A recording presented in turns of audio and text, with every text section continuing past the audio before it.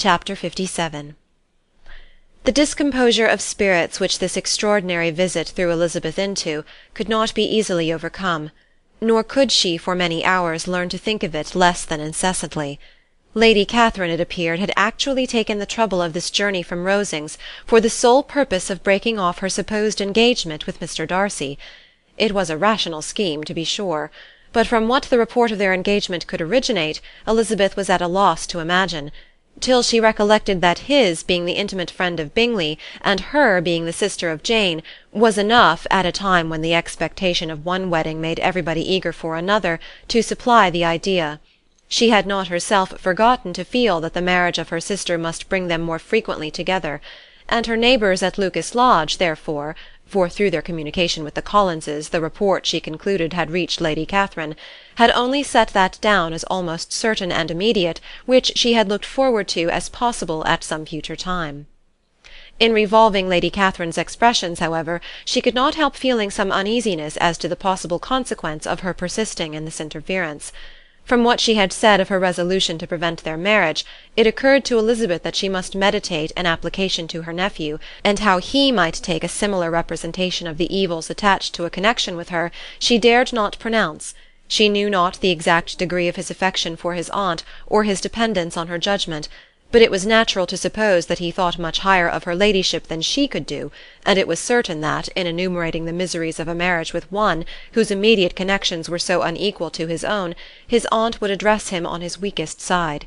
With his notions of dignity, he would probably feel that the arguments, which to Elizabeth had appeared weak and ridiculous, contained much good sense and solid reasoning. If he had been wavering before as to what he should do, which had often seemed likely, the advice and entreaty of so near a relation might settle every doubt, and determine him at once to be as happy as dignity unblemished could make him. In that case he would return no more. Lady Catherine might see him in her way through town, and his engagement to Bingley of coming again to Netherfield must give way. "If, therefore, an excuse for not keeping his promise should come to his friend within a few days," she added, "I shall know how to understand it. I shall then give over every expectation, every wish of his constancy. If he is satisfied with only regretting me, when he might have obtained my affections and hand, I shall soon cease to regret him at all." The surprise of the rest of the family on hearing who their visitor had been was very great, but they obligingly satisfied it with the same kind of supposition which had appeased Mrs. Bennet's curiosity, and Elizabeth was spared from much teasing on the subject. The next morning, as she was going downstairs, she was met by her father, who came out of his library with a letter in his hand. "Lizzie," said he, "I was going to look for you. Come into my room." She followed him thither, and her curiosity to know what he had to tell her was heightened by the supposition of its being in some manner connected with the letter he held. It suddenly struck her that it might be from Lady Catherine, and she anticipated with dismay all the consequent explanations. She followed her father to the fireplace, and they both sat down. He then said, "I have received a letter this morning that has astonished me exceedingly. As it principally concerns yourself, you ought to know its contents. I did not know before that I had 2 daughters on the brink of matrimony. Let me congratulate you on a very important conquest." The colour now rushed into Elizabeth's cheeks in the instantaneous conviction of its being a letter from the nephew instead of the aunt, and she was undetermined whether most to be pleased that he explained himself at all, or offended that his letter was not rather addressed to herself, when her father continued, "You look conscious. Young ladies have great penetration in such matters as these, but I think I may defy even your sagacity to discover the name of your admirer. This letter is from Mr. Collins." "From Mr. Collins? And what can he have to say?" "Something very much to the purpose, of course. He begins with congratulations on the approaching nuptials of my eldest daughter, of which, it seems, he has been told by some of the good-natured, gossiping Lucases. I shall not sport with your impatience by reading what he says on that point. What relates to yourself is as follows. Having thus offered you the sincere congratulations of Mrs. Collins and myself on this happy event, let me now add a short hint on the subject of another, of which we have been advertised by the same authority. Your daughter Elizabeth, it is presumed, will not long bear the name of Bennet after her elder sister has resigned it, and the chosen partner of her fate may be reasonably looked up to as one of the most illustrious personages in this land. Can you possibly guess, Lizzie, who is meant by this?"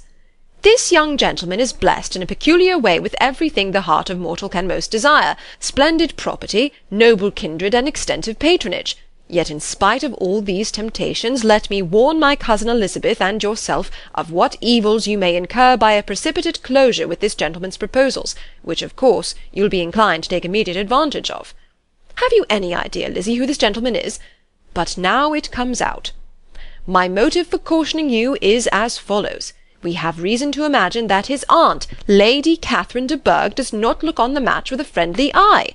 Mr. Darcy, you see, is the man. Now, Lizzie, I think I have surprised you. Could he or the Lucases have pitched on any man within the circle of our acquaintance whose name would have given the lie more effectually to what they related? Mr. Darcy, who never looks at any woman but to see a blemish, and who probably never looked at you in his life. It is admirable. Elizabeth tried to join in her father's pleasantry, but could only force one most reluctant smile. Never had his wit been directed in a manner so little agreeable to her. Are you not diverted? Oh, yes. Pray read on. After mentioning the likelihood of this marriage to her ladyship last night, she immediately, with her usual condescension, expressed what she felt on the occasion, when it became apparent that on the score of some family objections on the part of my cousin, she would never give her consent to what she termed so disgraceful a match. I thought it my duty to give the speediest intelligence of this to my cousin, that she and her noble admirer may be well aware of what they are about, and not run hastily into a marriage which has not been properly sanctioned. Mr. Collins, moreover, adds, I am truly rejoiced that my cousin Lydia's sad business has been so well hushed up, and am only concerned that their living together before the marriage took place should be so generally known. I must not, however, neglect the duties of my station, or refrain from declaring my amazement at hearing that you received the young couple into your house as soon as they were married. It was an encouragement of vice. Had I been the rector of Longbourn, I should very strenuously have opposed it. You ought certainly to forgive them as a Christian, but never to admit them in your sight, or allow their names to be mentioned in your hearing. That is his notion of Christian forgiveness. The rest of his letter is only about his dear Charlotte's situation, and his expectation of a young olive branch. But, Lizzie, you look as if you did not enjoy it. You are not going to be missish, I hope, and pretend to be affronted at an idle report. For what do we live but to make sport for our neighbours, and laugh at them in our turn?